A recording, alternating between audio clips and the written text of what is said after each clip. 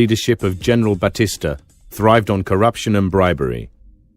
In January 1960, the overthrow of Batista by Fidel Castro and his revolutionary army would mark the turning point for Cuba. December of 1959, Castro does a major policy speech in Havana, announces he's a communist. Now he's upset not just the American mafia, but now the American government. A communist country a few hundred miles off the shores of the USA was seen as the ultimate threat. In the interest of American banks and sugar industry, Castro too had to go. However, they underestimated the strength of Cuba. The Cuban army was well prepared to defend their independence with their lives if necessary. The agency soon realized that the removal of Castro would prove more difficult than they initially thought. It is clear that the forces of communism are not to be underestimated in Cuba or anywhere else in the world.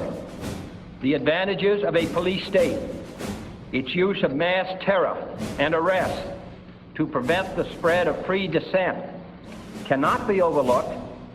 If the self-discipline of the free cannot match the iron discipline of the mailed fist, then the peril of freedom will continue to rise. It was then that plans were put into place for the Bay of Pigs invasion. Under the guidance of Covert Operations Director Richard Bissell, 1,500 men, backed by full U.S. naval and air support, were to make a D-Day-style landing on the beach of Playa Girón on the Bay of Pigs. They were then to join forces with what was believed to be a large anti-Castro underground coalition, recruited by the likes of George Bush, a top CIA official at that time. At the end of 1960, these plans were given the stamp of approval by President John Kennedy. However, after consulting with his brother Bobby Kennedy and other civilian advisors, several flaws were discovered. It was then that Kennedy withdrew his decision and firmly ruled out any direct U.S. troop involvement or large-scale American air support.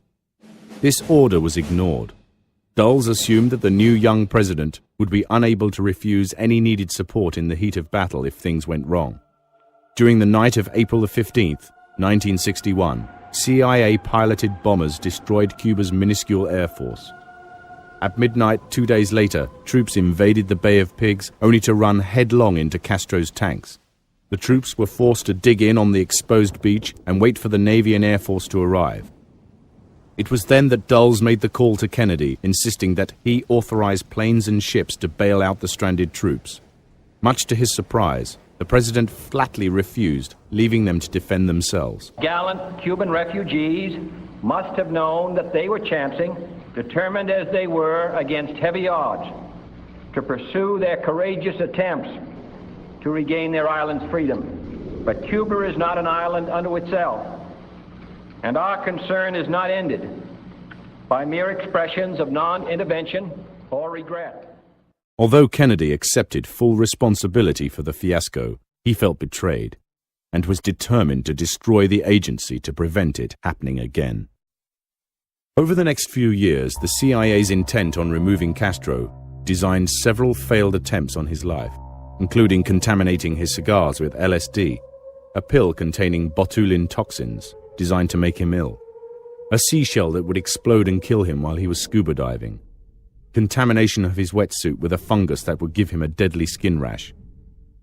In October 1963, Kennedy ordered the agency to cease all assassination attempts. He then made efforts with the help of Special Advisor to the U.S. delegation at the UN, William Atwood, to develop closer ties with Cuba. On November 17, 1963, Atwood reported that he had been invited to a meeting in Havana. It was the dawn of new U.S.-Cuban relations. However, this progress was stopped short when 5 days later, President Kennedy was shot in the head in a motorcade through Dallas.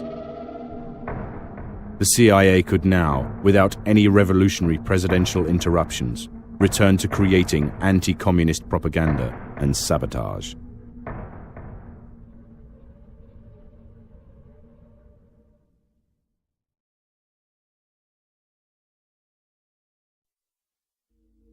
By 1964, Vietnam had replaced Cuba as the greatest threat to the agency.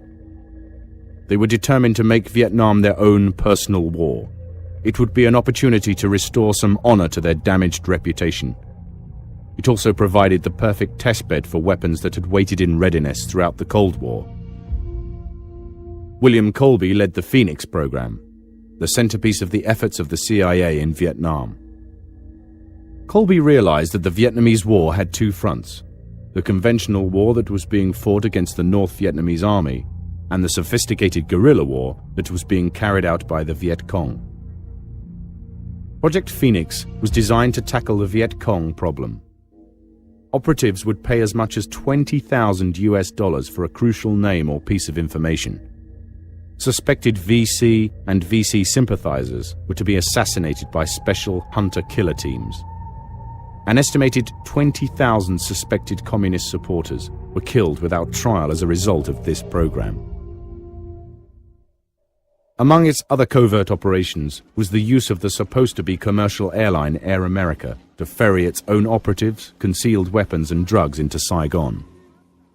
Unfortunately, Air America in return was transporting raw opium, which after being refined in Thailand, found its way back to Saigon in the form of heroin that went on sale to the US troops in the jungles and rice fields.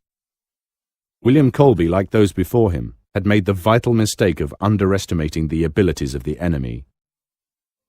The Vietnamese had been for almost a millennium fighting off foreign invaders and had by now perfected guerrilla tactics. In the end, the Americans were forced out of Vietnam.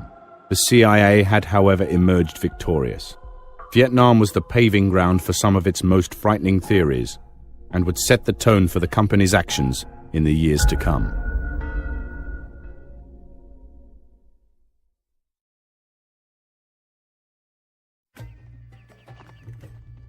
Iran in 1953 was the first to suffer political amputation. Kermit Roosevelt, grandson of President Theodore Roosevelt, headed a secret small CIA task force. They finally supported rioting in Iran's capital, Tehran. These riots resulted in the removal of the democratic, socialist-leaning government of Prime Minister Mohammad Mossadegh and the restoration of the Shah to power. They had effectively prevented Mossadegh's nationalization of colonialist oil installations, thus paving an obstacle-free path for major oil companies such as Standard Oil, Mobil, Texaco, Gulf, and also British oil giant BP. They believed they had also prevented the formation of an Islamic pro-Soviet power bloc in the Middle East, and that in the process they had inadvertently saved Israel.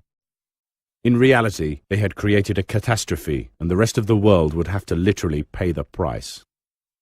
The consequences of these actions were brought to light at the end of the 1970s, when the Iranian people, sickened by the Shah's flirtation with America and westernization, brought about the Islamic State headed by Ayatollah Khomeini in 1979. All that the CIA had tried to prevent had happened. Ayatollah Khomeini introduced Islamic reform with anti-Western sentiment. The agency had set about its task with a slightly defective myopic approach, with no thoughts of future implications. And now they had a deadly enemy in the Gulf, fueled by a puritanical Islamic leader.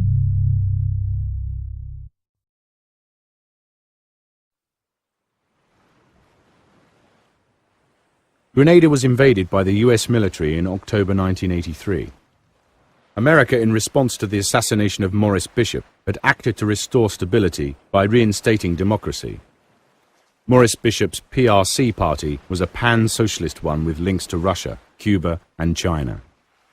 His goal was to implement social reform in the island so that the population would enjoy relative equal opportunities and a good standard of living. Rumors have it that the CIA, with the assistance of Bernard Cord, the insurrection leader, had planned the demise of Morris Bishop and the PRC. CIA did not need another communist-aligned nation so close to its borders, and to prevent this, nothing would stand in their way. The CIA over the years has been suspected of playing a major role in some of the world's most scandalous executions. The CIA walked away with no probable involvement in the assassination of Patrice Lumumba in the early 1960s. The former Belgian Congo country had been a vital source of minerals for America and Western Europe.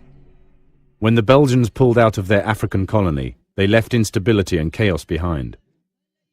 When UN troops failed to contain the army of Lumumba's arch-rival, General